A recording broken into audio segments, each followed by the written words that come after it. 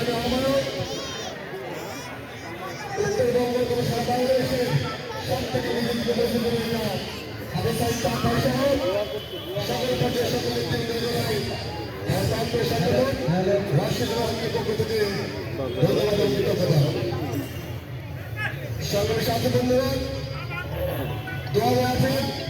বক্তব্যকে সময় নষ্ট করবে না লাখের আগত শুধু আপনাদের কাছে দেশ কিন্তু গত 17 বছর নিজেদের হিসেবে চিকিৎসার অভাবে তিনি মারা গেছে কিন্তু আমাদের কাছে একটি প্রতীক হয়ে গেছেন যে প্রতীকটি ভারতের হাতে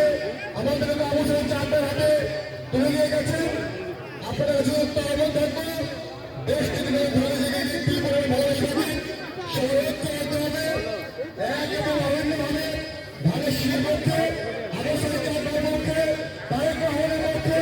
দেশটি ভালো পক্ষে একসাথে কাঁধে কাঁধ মিলে কাজ করবে আগামী নির্বাচনে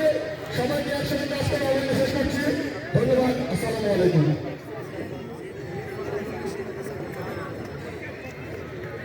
সম্মানিত